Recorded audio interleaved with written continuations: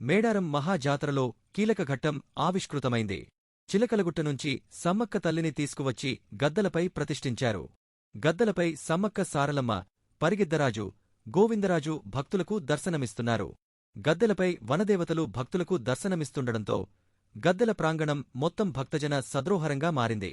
అమ్మవార్లను దర్శించుకునేందుకు భక్తులు పోటెత్తారు. జంపన్నవాగు, గద్దెల ప్రాంగణం, చిలకలగుట్ట ఎటుచూసినా భక్తులతో కిటకిటలాడుతుంది. మేడారంకు వచ్చిన భక్తులు ఆ జంపన్నవాగులో ముందుగా పుణ్యస్నానాలు ఆచరిస్తున్నారు. అనంతరం ఈ వనదేవతలను దర్శించుకుని మొక్కులు చెల్లించుకుంటున్నారు. భక్తులు ఆ అమ్మవార్లకు చీరే, సారే, ఓడు బియ్యం, పసుపు, కుంకుమ సమర్పిస్తున్నారు.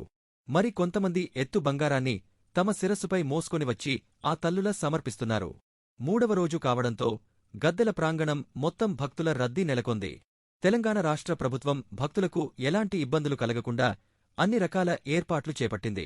కుటుంబ సమేతంగా మేడారానికి వచ్చినవారు తప్పిపోకుండా ఉండేందుకు కర్రలకు జెండాలు, బెలూన్స్, వాటర్ బాటిళ్లను గుర్తుగా పెట్టుకుని ముందుకు సాగుతున్నారు.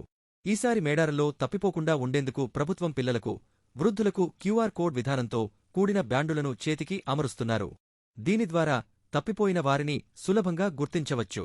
అదేవిధంగా ప్రభుత్వం సైతం మేడారాన్ని కోట్ల రూపాయలు ఖర్చుచేసి అన్ని విధాలుగా అభివృద్ధి చేయడంతో ఊహించని విధంగా భక్తులు అధిక సంఖ్యలో తరలిరావడంతో ఎటుచూసినా జనమే కనిపిస్తున్నారు. గద్దెలపై అమ్మవార్లు కొలువు తీరడంతో శుక్రవారం ఉదయం నుంచే పెద్ద ఎత్తున తరలివచ్చి దర్శించుకుంటున్నారు. తీరొక్క మొక్కులు చెల్లించి అమ్మవారి ఆశీర్వాదాన్ని పొందుతున్నారు. ఇప్పటికే 1 కోటి మంది వరకు భక్తులు అమ్మవార్లను దర్శించుకున్నట్లు అధికారులు అంచనా వేశారు.